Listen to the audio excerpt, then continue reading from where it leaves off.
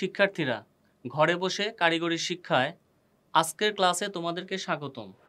আজকের ক্লাসে আলোচনার বিষয় ইঞ্জিনিয়ারিং মেকানিক্স অধ্যায় প্রথম, বিষয়বস্তু মৌলিক বলবিদ্যা নিয়ে। আজকের ক্লাস থেকে আমরা যা শিখব, বলবিদ্যা বা মেকানিক্সের সংজ্ঞা দিতে পারবো, বলবিদ্যা বা মেকানিক্সের শ্রেণীবিভাগ করতে পারবো, প্রকৌশল ক্ষেত্রে এককের গুরুত্ব ব্যাখ্যা করতে পারবো, একক ও এককের পদ্ধতি বলতে পারবো, এককের রূপান্তর করতে পারবো, মৌলিক গণিতশাস্ত্র সম্পর্কে ধারণা লাভ করব। বলবিদ্যা বা মেকানিক্স ফলিত বিজ্ঞানের একটি শাখা। ফলিত বিজ্ঞানটা হচ্ছে পদার্থবিজ্ঞানের যে শাখায় ব্যবহারের উপযোগিতা ও মানুষের গবেষণালব্ধ কাজকে সমন্বয় সাধন করে। ফলিত বিজ্ঞানের তিনটি শাখা আছে। একটি হচ্ছে অনমনীয় বস্তুর বলবিদ্যা, যেটাকে বলা হচ্ছে অ্যানালাইটিক মেকানিক্স বা ইঞ্জিনিয়ারিং মেকানিক্স।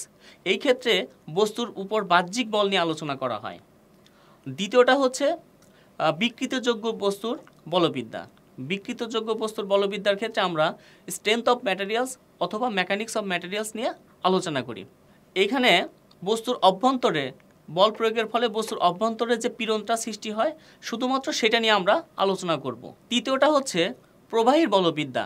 প্রবাহীর বলবিদ্যাটা আমরা আছে মানে কোনো তরল বা লিকুইড এর স্থির অবস্থা বা গতিশীল অবস্থায় যে আচরণ করে সেটা নিয়ে আলোচনা করা হয়। এটা হচ্ছে আলোচনার বিষয় হচ্ছে ফ্লুইড মেকানিক্স বা প্রবাহীবিদ্যা।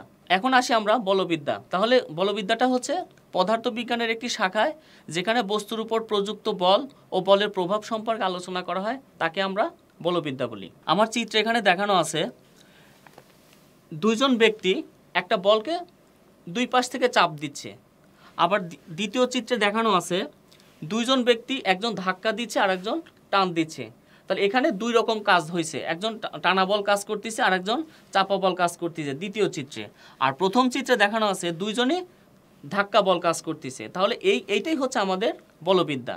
বলবিদ্যার মূলনীতিতে যাদের অবদান, সপ্তদশ শতাব্দীতে সর্বপ্রথম যারা এই বলবিদ্যার মূলনীতিগুলোকে একত্রিত করেন তাদের মধ্যে আছেন গ্যালিলিও গ্যালিলাই এবং স্যার আইজাক নিউটন। বলবিদ্যার শ্রেণীবিভাগ। বলবিদ্যা প্রধানত দুই প্রকার, একটা হচ্ছে স্থিতিবিদ্যা, দ্বিতীয়টা হচ্ছে গতিবিদ্যা। গতিবিদ্যাকে আবার দুই ভাগে ভাগ করা হয়েছে, একটা হচ্ছে কাইনেমেটিক্স আর একটা হচ্ছে কাইনেটিক্স। স্থিতিবিদ্যা বলবিদ্যার যে শাখায় কোনো স্থির বস্তুর উপর প্রযুক্ত বল ও তার প্রভাব সম্পর্কে আলোচনা করা হয় তাকে আমরা স্থিতিবিদ্যা বলি। স্থিতিবিদ্যার জন্য আমরা একটা চিত্র দেওয়া আছে, একটা বস্তু স্থির অবস্থায় আছে, এই স্থির অবস্থায় তার যে প্রভাব, তার উপর যে প্রযুক্ত বল কাজ করে সেটা আমরা দেখাচ্ছি।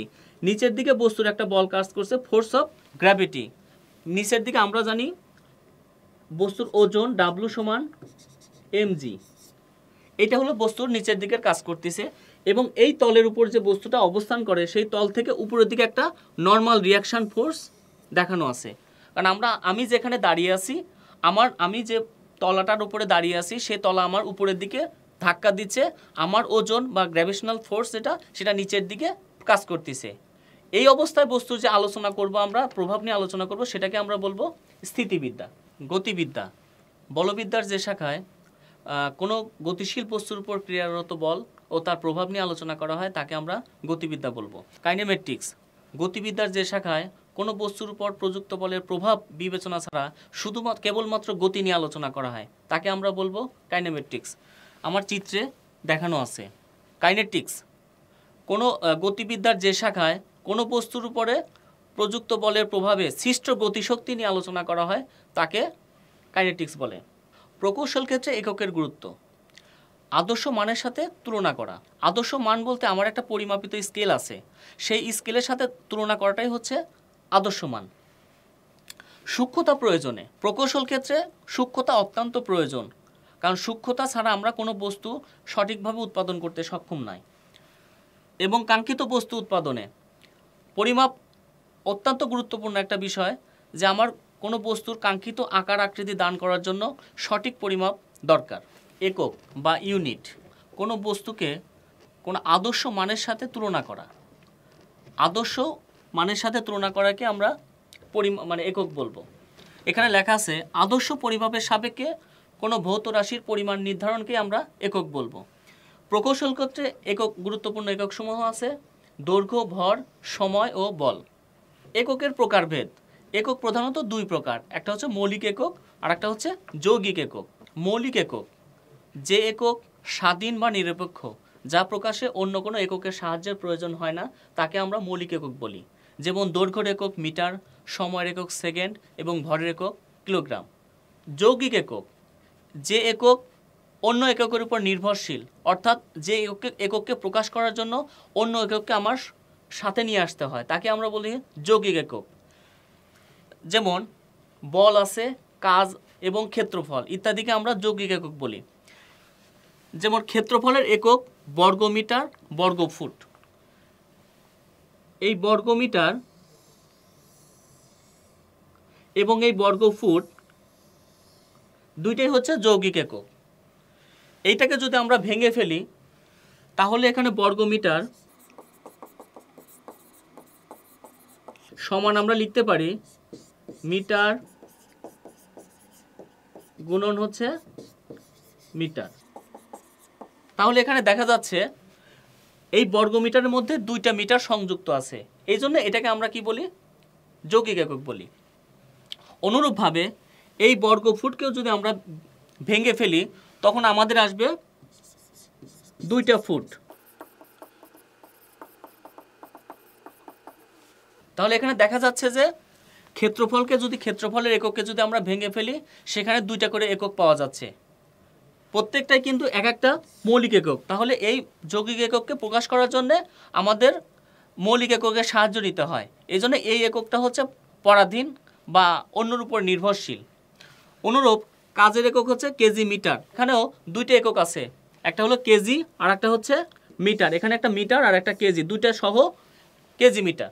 এককের পদ্ধতি প্রচলিত পদ্ধতি হচ্ছে চারটি। একটা হচ্ছে ম্যাট্রিক পদ্ধতি, এমকেএস পদ্ধতি, ব্রিটিশ এবং এসআই পদ্ধতি। ম্যাট্রিক বা সিজিএস পদ্ধতি দৈর্ঘ্যের একক সেন্টিমিটার, ভরের একক গ্রাম এবং সময়ের একক সেকেন্ড। ব্রিটিশ বা এফপিএস পদ্ধতি দৈর্ঘ্যের একক ফুট, ভরের একক পাউন্ড, সময়ের একক সেকেন্ড। এমকেএস পদ্ধতিতে দৈর্ঘ্যের একক মিটার, ভরের একক কিলোগ্রাম, সময়ের একক সেকেন্ড। আন্তর্জাতিক বা এসআই পদ্ধতি পরিমাপের বিভিন্ন পদ্ধতি আমরা দেখলাম, একটা হলো ম্যাট্রিক পদ্ধতি, সিজিএস পদ্ধতি, এফপিএস পদ্ধতি। এই যে বিভিন্ন পরিমাপ পদ্ধতি বিভিন্ন দেশে প্রচলন ছিল, এই পরিমাপ পদ্ধতি প্রচলনের কারণে আমাদের ব্যবসা বাণিজ্যের ক্ষেত্রে অসুবিধা ছিল। এক দেশের পরিমাপ পদ্ধতি একরকম, অন্য দেশের পরিমাপ পদ্ধতি আর এক রকম, যার কারণে আমরা এক দেশের সাথে আরেক দেশের বাণিজ্যটা ভালোভাবে করতে পারি না। এই অসুবিধা দূর করার জন্য 1968 সালে বিভিন্ন দেশের বিজ্ঞানীরা ফ্রান্সের প্যারিসে মিলিত হন এই পরিমাপের জটিলতা নিরসনের জন্য। তারা সেই সময় পরিমাপের এই পদ্ধতিটা প্রচলন করেন, যেটাকে বলা হয় এসআই বা ইন্টারন্যাশনাল সিস্টেম অফ ইউনিটস বলি, অথবা এককের আন্তর্জাতিক পদ্ধতি বলি। মূলত এই এমকেএস পদ্ধতিটাকেই তারা অনুমোদন করেন এসআই একক হিসাবে। শিক্ষার্থীরা, এখন আমরা এককের রূপান্তর শিখব। এককের এক পদ্ধতি থেকে অপর পদ্ধতিতে যাওয়ার যে প্রসেসটা বা প্রক্রিয়াটা, সেটা আমরা আজকে শিখব। তোমরা দেখো এখানে একটা মান দেওয়া আছে 1000 কিলোগ্রাম পার ঘনমিটার। এটা হচ্ছে এককের একটা পদ্ধতি। এই পদ্ধতিকে আমরা জানি যে এটাকে বলা হয় এমকেএস পদ্ধতি। এমকেএস পদ্ধতিতে ভরের একক কিলোগ্রাম, সময়ের একক সেকেন্ড এবং দূরত্বের একক হচ্ছে মিটার। এখানে দেখো দেওয়া আছে পাউন্ড পার ঘনফুট। পাউন্ড পার ঘনফুট হচ্ছে এককের অপর একটা পদ্ধতি, সেটা হচ্ছে এফপিএস পদ্ধতি। এফপিএস পদ্ধতি বলি আমরা। তাহলে আমরা যাচ্ছি এমকেএস পদ্ধতি হতে এফপিএস পদ্ধতির দিকে। আমাদের এমকেএস পদ্ধতিতে 1 কিলোগ্রাম সমান আমরা এফপিএস এর কত পাউন্ড? 2.2045 পাউন্ড। তাহলে আমাদের এমকেএস এর 1 কিলোগ্রাম সমান এফপিএস এর 2.2045 পাউন্ড। তাহলে 1000 কিলোগ্রাম সমান কত পাউন্ড? সুতরাং 1000 কিলোগ্রাম সমান সমান, তাহলে 1000 গুণন 2.2045 পাউন্ড, 1000 গুণন 2.2045,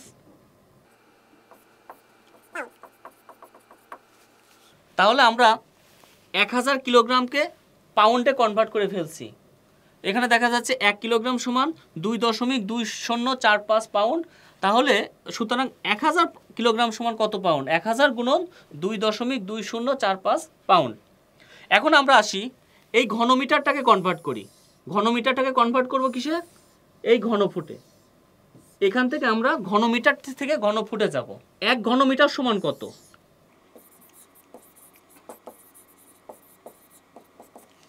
1 ঘনমিটার সমান 35.31 ঘনফুট। এখানে 1 ঘনমিটার সমান 35.31 ঘনফুট। তাহলে দেখো আমরা 1000 কিলোগ্রামকে পাউন্ডে কনভার্ট করে ফেলছি, 1 ঘনমিটারকে ঘনফুটে কনভার্ট করে ফেলছি। তাহলে আমরা 1000 কেজি ডিভাইডেড বাই ঘনমিটার, এইখান থেকে আমরা কনভার্ট করে যাচ্ছি কততে? পাউন্ড পার ফিট কিউবে। এখানে 1000 কেজি সমান কত পাউন্ড পেয়েছিলাম? 1000 কেজি সমান পাউন্ড পেয়েছিলাম 1000 গুণন 2.2045। আর 1 মিটার ঘনমিটার সমান কত ঘনফুট পেয়েছিলাম? 35.31 ঘনফুট। তাহলে এইখানে যদি আমরা সমাধান করি তাহলে আমাদের মানটা আসে সর্বশেষ 62.43 পাউন্ড পার ঘন ফিট। এখানে আইবি দ্বারা হচ্ছে পাউন্ড প্রকাশ করা হয়েছে, এফটি দ্বারা হচ্ছে ফিটকে প্রকাশ করা হয়েছে। আর এখানে কেজিকে কিলোগ্রামে প্রকাশ করেছি, আর ঘনমিটারকে এম কিউব দ্বারা প্রকাশ করেছি। এককের রূপান্তর পদ্ধতির তালিকা। এখানে তালিকা দেওয়া আছে দৈর্ঘ্য। আমাদের এককের পদ্ধতি আমরা শিখলাম যে এক পদ্ধতি থেকে অপর পদ্ধতিতে কিভাবে রূপান্তর করা যায়। এখন আমরা দেখব যে এককের এই দৈর্ঘ্যর পরিমাপগুলা এক পদ্ধতি থেকে অন্য পদ্ধতির মধ্যে কতটুকু পার্থক্য আছে। এসআই একক, এসআই এককে 1 মিলিমিটার। এসআই এককে যদি 1 মিলিমিটার বলি আমরা, এমকেএস পদ্ধতিতে তাকে বলবো আমরা 0.10 সেন্টিমিটার। ব্রিটিশ বা এফপিএস পদ্ধতিতে যদি আমরা বলতে চাই তাকে, তাহলে বলবো 0.03937 ইঞ্চি। তাহলে শিক্ষার্থীরা, তাহলে 1 মিলিমিটার এসআই পদ্ধতিতে 1 মিলিমিটার সমান এমকেএসে 0.1 সেন্টিমিটার এবং এফপিএস পদ্ধতিতে 0.03937 ইঞ্চি। আর একটা পরিমাপ যদি আমরা দেখি 25.4 মিলিমিটার, এটা আমাদের এসআই বা আন্তর্জাতিক পদ্ধতিতে বলি। এমকেএস পদ্ধতিতে তার মান আসবে কত? 2.54 সেন্টিমিটার। ব্রিটিশ বা এফপিএস পদ্ধতিতে তার মান আসবে হচ্ছে 1 ইঞ্চি। তাহলে অনুরূপভাবে আমরা বিভিন্ন আরও মান থেকে আমরা এভাবে শিখতে পারবো। এককের রূপান্তরের তালিকায় এখানে ভরের ক্ষেত্রে আমরা দেখব এসআই এককে 0.4536 কিলোগ্রাম, এমকেএসেও 0.4536 কিলোগ্রাম। আমরা বলেছিলাম যে এমকেএস পদ্ধতিটাকেই এসআই পদ্ধতি রূপে কনভার্সন করা হয়েছে বা অনুমোদন দেওয়া হয়েছে। সেই ক্ষেত্রে এসআই পদ্ধতি এবং এমকেএস পদ্ধতির মধ্যে তেমন কোনো পার্থক্য নাই। তাহলে এসআই একক 0.4536 কিলোগ্রাম বা এমকেএস এককে 0.4536 কিলোগ্রাম হবে, একই হবে। এবং সিজিএসএ বা ম্যাট্রিক পদ্ধতিতে হচ্ছে 453.6 গ্রাম, সমান হচ্ছে এফপিএস বা ব্রিটিশ পদ্ধতিতে আসবে 1 পাউন্ড। এককের রূপান্তরের পদ্ধতি এখন ভরের ক্ষেত্রে আমরা বলি। ভরের ক্ষেত্রে এসআই একক, এমকেএস এবং ব্রিটিশ বা এফপিএস পদ্ধতি বা সিজিএস পদ্ধতি সবগুলো আমাদের অন্তর্ভুক্ত আছে। এসআই একক আর এমকেএস একক একই। আমরা বলেছিলাম যে পরিমাপের এমকেএস পদ্ধতিটাকেই এসআই পদ্ধতি হিসাবে অনুমোদন দেওয়া হয়েছে বা ওই পদ্ধতিটাকে নির্বাচন করা হয়েছে। সেই ক্ষেত্রে আমার এসআই পদ্ধতি এবং এমকেএস পদ্ধতির মধ্যে তেমন কোনো পার্থক্য দেখা যায় না। এসআই এককে 0.4536 কিলোগ্রাম, এমকেএসেও একই মান 0.4536 কিলোগ্রাম, এফপিএসে সেই মানটা আসে দাঁড়াইছে 1 পাউন্ড এবং ম্যাট্রিক বা সিজিএসে সেই মানটা হবে 453.6 গ্রাম। তাহলে এসআই এককে যদি 1 কিলোগ্রাম বলা হয়, এমকেএসেও 1 কিলোগ্রাম বলবো, আর সিজিএস বা ম্যাট্রিক পদ্ধতিতে বলবো 1000 গ্রাম এবং ব্রিটিশ বা এফপিএস পদ্ধতিতে বলবো 2.205 পাউন্ড। তাহলে দেখা যাচ্ছে কি আমার এক পদ্ধতি থেকে আরেক পদ্ধতির পরিমাপের কিন্তু একটা পার্থক্য লক্ষ্য করা যাচ্ছে। এটাই হচ্ছে এককের রূপান্তরের পদ্ধতি, মানে এক পদ্ধতি থেকে আমরা অপর পদ্ধতিতে কিভাবে যাব সেটা আমরা পূর্বে শিখেছি। মৌলিক গণিতশাস্ত্র, আমাদের ইঞ্জিনিয়ারিং মেকানিক্সে যে মৌলিক গণিত বিষয়গুলো আমাদের প্রয়োজন হবে সেটা নিয়ে আমরা এখন আলোচনা করব। প্রথমে আসবে বীজগণিত। এখানে দেখা যাচ্ছে কোনো কিছুর পাওয়ার, যেমন এখানে এক্স এর পাওয়ার 0, এক্স এর পাওয়ার যদি 0 হয় সেক্ষেত্রে তার মানটা দাঁড়াবে কত? 1। এখানে দেখো এক্স এর পাওয়ার 0 = 1, অনুরূপভাবে এর পাওয়ার যদি 0 হয় সমান সমান কত হবে? 1 হবে। এরপরে আসো এক্স এর পাওয়ার ইনটু, এখানে দেখা যাচ্ছে যাদের বেস 1, যেমন এখানে বেস হচ্ছে এক্স, এখানকার বেসও এক্স, দুইটার বেস একই রকম, এদের পাওয়ার আছে ভিন্ন, যেমন এক্স এর পাওয়ার m ইনটু এক্স এর পাওয়ার n। যদি বেস 1 হয়, এর পাওয়ার যদি ভিন্ন হয়, সেই ক্ষেত্রে আমরা যদি মানে যে মানটা দাঁড়াবে সেটা হচ্ছে পাওয়ারগুলা বেস একই থেকে পাওয়ারগুলা কি হবে? যোগ হবে। যেমন x power m into x power n equal to x m plus n। X এর পাওয়ারটা কি দাঁড়াচ্ছে? m প্লাস n, মানে পাওয়ার এখানে যোগ হয় আর বেস যেটা আছে সেটাই থাকবে। আবার যদি বেস একই থাকে এবং দুইটা জিনিস ভাগ রূপে থাকে, যেমন এক্স এর পাওয়ার m আছে ডিভাইডেড বাই এক্স এর পাওয়ার n, যদি এটা ভাগ অবস্থায় থাকে তখন তাদের মানটা কি দাঁড়াবে? X m minus n। যদি ভাগ অবস্থায় আমরা পাই সেটার মান দাঁড়াবে হচ্ছে মাইনাস, এক্স এর বেস সেম থাকবে, একই থাকবে এবং পাওয়ারগুলো কি হবে? বিয়োগ হবে। শিক্ষার্থীরা, যদি ax² plus bx plus c equal to 0 হয়, এই সমীকরণটাকে আমরা বলি হচ্ছে দ্বিঘাত সমীকরণ, যেখানে দুইটা ঘাত আছে। তাহলে এইটা যদি সমাধান করতে যাই, সাধারণ কোনো নিয়মে আমরা তাকে ফেলতে পারি না, তখন আমাদের একটা নতুন নিয়ম ফেলতে হয়, সেটা হচ্ছে x সমান সমান আমরা minus b plus minus root over b square minus 4ac divided by twice a। এইটাই হচ্ছে আমাদের দ্বিঘাত সমীকরণের সমাধানের নিয়ম। এখানে দেখো এক্স স্কোয়ারের একটা কি সহগ, আর এই বিটা হচ্ছে এক্স এর একটা সহগ, আর সিটা হচ্ছে একটা ধ্রুবক। তাহলে এই জাতীয় যখন আমাদের প্রবলেম আসবে, আমরা কোনো নিয়মে যখন ফেলতে পারবো না, তখন তাকে আমরা দ্বিঘাত সমীকরণের নিয়মে নিয়ে আসব। এখন আমরা দেখব ত্রিকোণমিতি। ত্রিকোণমিতিতে আমাদের প্রকৌশল ক্ষেত্রে খুব বেশি প্রয়োজন, সেটা আমরা ব্যবহার দেখব। আমরা একটা ত্রিভুজ অঙ্কন করেছি, ত্রিভুজের একটা নাম দেওয়া যাক। এটা হচ্ছে এ, এটা হলো বি, এটা হচ্ছে সি। এখানে ABC একটা ত্রিভুজ অঙ্কন করেছি। আর ত্রিভুজ আছে সাধারণত কয় প্রকার? 6 প্রকার। একটা হলো কোণ ভেদে, আর একটা হচ্ছে বাহু ভেদে।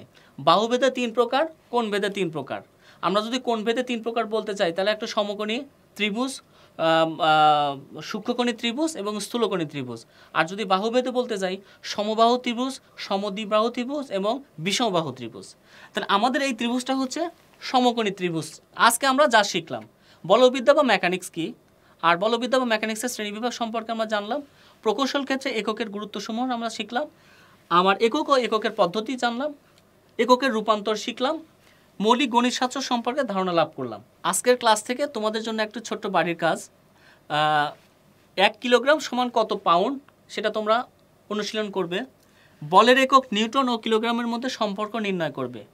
এই বাড়ির কাজগুলো তোমরা বাসায় অনুশীলন করবে এবং ইনস্টিটিউট খোলার পরে তোমার শ্রেণী শিক্ষকের কাছে তা মূল্যায়ন করিয়ে নিবে। আশা করি আজকের ক্লাসটি তোমরা খুব ভালোভাবে বুঝতে পেরেছো। আজ এই পর্যন্তই। ভালো থেকো, সুস্থ থেকো। ধন্যবাদ।